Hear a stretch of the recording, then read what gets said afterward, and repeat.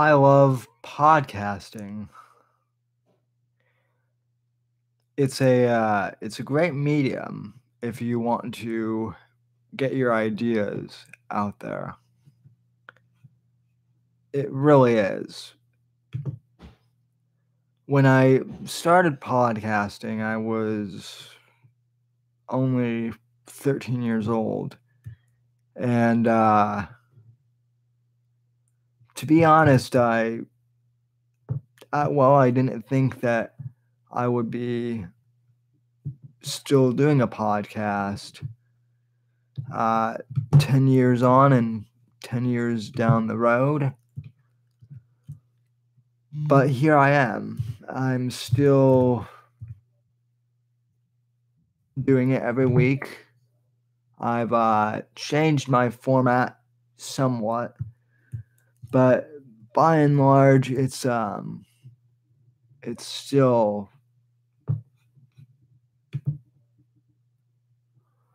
the same show that I set out to do. I started podcasting because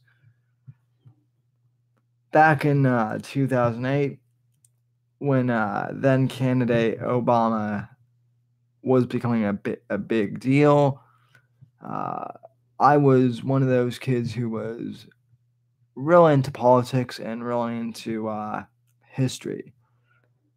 I was one of those weird kids. I couldn't play sports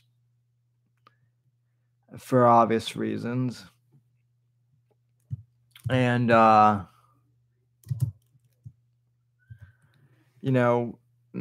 music in terms of choir and whatnot, I was into that, but it wasn't really my forte, I guess. But politics and current events really fascinated me. And from an early age, I had done a couple of those political polls online that tell you what your ideology is, and I would always come up either conservative or libertarian, or somewhere in between those two. So that's kind of the background to my politics and that whole thing. But then when it came to Obama, I looked up his politics and I discovered pretty quickly that he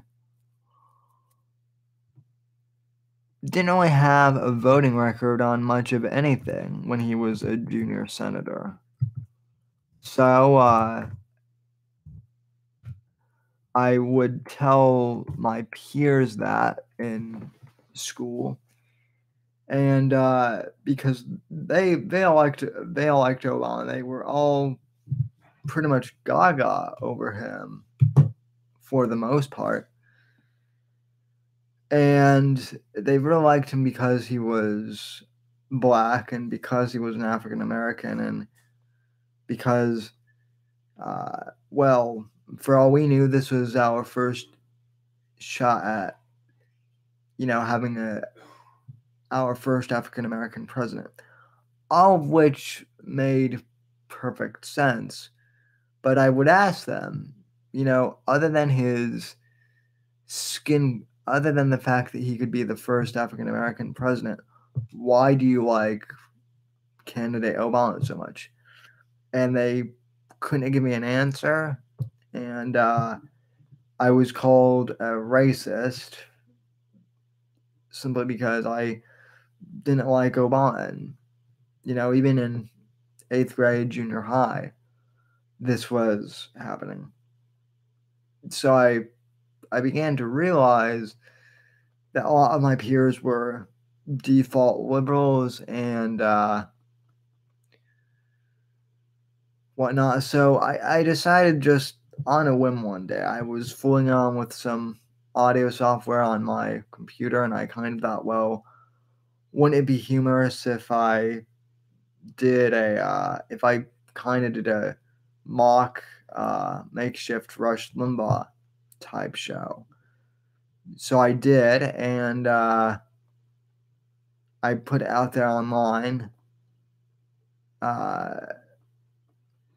as a podcast, and it didn't really catch on, but I kind of liked the podcasting format. So I decided to keep on doing kind of like these short 15 to 20 minute podcasts at first. And then once I got into high school, it kind of became a thing of its own, and I started doing a show. And in the first few years, it had moderate success. I wouldn't say it was great, but I guess my junior year of high school, when Andrew Breitbart passed away, that was really the year that I became serious about doing a show. And so I really got my material together more and started doing the show, and it took off. And my junior and senior, I got invited to this larger podcast network of other teenage conservatives called Junior Factor Nation, and really began to get my old show, The Whitfield Analysis, up and running on there, and built a small following. Then I moved here to Florida after graduating high school, and then I stayed on with JFN for about a year after that, but into my second year here, I quit and kind of started doing the podcast on my own. And that's kind of how I've been doing the show since. But in all my years of doing the podcast, I have to say that the two things that I've enjoyed most about doing the podcast have been having the autonomy and pretty much the ability to basically speak about whatever topics I've wanted to talk about. And the fact that I can pretty much say whatever comes to my mind, and it's on audio, and I can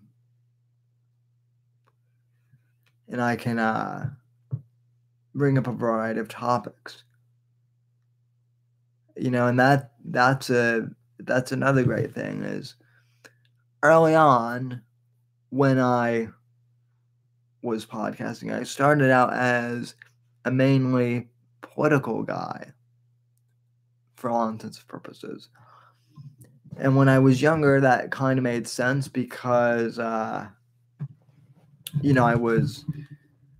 was trying to spread the message of conservatism to my fellow millennials. So it made sense for me to be focusing more on the policy side of things to educate my peers on that whole perspective from politics. But as I've gotten older, I've really started to focus on culture and arts and entertainment. And as Andrew Breitbart always used to say, politics is downstream from culture, and I certainly still believe that this is the case. So with that in mind, I want to say the past 3 years, I've really focused more on not just politics, but also popular culture, lifestyle, and just interviewing interesting people in general. My biggest interview, of course, was back in 2012 when I interviewed Ben Shapiro on my own show. And that was a complete fluke, to be honest. Not really a fluke. I mean, I planned for it. But it was after Andrew Breitbart died in 2012. And I wanted to interview someone who had been close to him and someone who had worked for Breitbart. And I had read many of Ben Shapiro's columns when he was still editor at large at Breitbart. This was pre-Daily Wire and pre the Ben Shapiro show, so he was still somewhat accessible. I emailed him. I just told him who I was, and we arranged for him to be on my show. And that was my first major interview, and I was nervous. And if you go back and listen to the interview, it's fairly obvious that I was nervous at that point. But nevertheless, it was great to have him on the show. And I really enjoyed the conversation I had with him, which granted was only about 15 minutes. But it was some of the most memorable 15 minutes I've had of my entire life. And so interviewing Ben Shapiro was, a great pleasure of mine. But just in general, I like podcasting just because of the freedom it gives you. And because I can bring up several topics.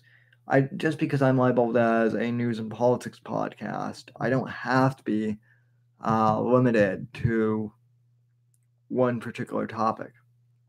I can talk politics. I can talk movies and entertainment and sports or pop culture or whatever, and give my perspective on issues of the day. Or one of the other big things that I like to do is interview people. Interview, whenever I get a big guest or a notable guest, like a professional journalist or a political commentator or a politician, I like to have those guests on, but I also like to have this, the smaller guys, the up and coming podcasters like myself. Just today, I had my good friend John Neary, who hosts Need TV on YouTube. I had him on the show, and many of my audience members especially in the Unbearables, will know who John Neary is, and the interview, folks, really turned out well. So I think you guys will enjoy that show. It was, we talked for about an hour and a half, just about everything from our unique, past and where we've been in the past and what our futures will hopefully hold. And it was very insightful. Neary, for all of his trolling and whatnot, is a very insightful guy, very down to earth, and he pretends to be arrogant, but the guy is really humble and down to earth for the most part. Hey, B West, thanks for tuning in.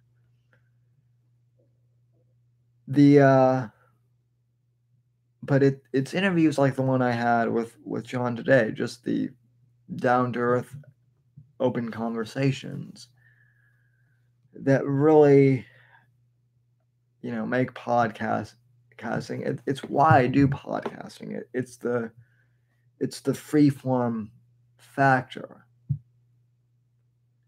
And I had an offer when I was 18. I was still a senior in high school to do a radio show back when I lived in Denver. I had gotten in touch with one of the station managers in Denver, and actually I had met him in person at the Western Conservative Summit in Denver back in 2012, and he liked my stuff and wanted to get me on air, but at the time, that station had just been bought out by Clear Channel, and Clear Channel. I guess they had like a rule where you couldn't do radio without I think it was like a high school diploma minimum, and then they wanted you to have experience on the job, in radio before you could go on air, which I guess kind of made sense, but at the same time, anyone who knows really the history of radio, and specifically talk radio, knows that personalities like Rush Limbaugh and Glenn Beck both started out as DJs on their local stations when they were 16, 17 years old, spinning records. And I would have been willing to do the same thing. But, changing times. Looking back on it, though, I think the independent podcasting method has been the best for me because, like I said, it's allowed me to do my own free reign and to choose the topics that I want to talk on. And I mean, now podcasting has become such a big thing that it's pretty much killed off the standard 3-hour medium of talk radio. I mean, there are still some shows left like Limbaugh and like Sean Hannity, but after those guys step down, I can't see the format of talk radio really staying around for that much longer. So the other reason why I wanted to do this stream, and it's not going to be very long, is to basically just encourage others to start their own podcast or to start their own live stream. It's not that hard. Really, especially now with platforms like Anchor and YouTube, which pretty much allow you to do your own show for free. All you need is a decent microphone, like the one I have here, the Yeti, which costs about and this one is a professional microphone, but even professional microphones like this was, I would say, about $100. You can find this one for about $107, I think, on Amazon, which isn't bad considering that some studio microphones cost out $1,000, $2,000, and then you have to buy hookups and mixer boards and all that stuff. Yeah, who wants to do that? But you can pretty much get your show started, like I said, for about $100 with this type of mic. You can there are a bunch of programs that you can do to record your audio for free now, and you can also do YouTube live streams like I do, and then you can podcast for free on Anchor. I think John, when he does his show, he just uses his uh, webcam laptop or his smartphone to do his show. It's not that hard to do. So people ask me all the time why I like podcasting and why I like the medium of podcasting and how they can start their own show. So there you go. I just summed up basically in 20 minutes why I like podcasting so much and how you can start your own podcast for free. So thanks for listening or watching. And folks, be sure to tune in to the Whitfield Report, the full show this weekend on Saturday for my full interview with John Neary. We covered a whole bunch of interesting topics.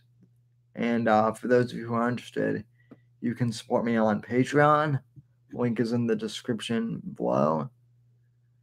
And I'm going to try and do these unbearable streams regularly again now that I have the summer off from college. I have a little bit more flexibility in my schedule.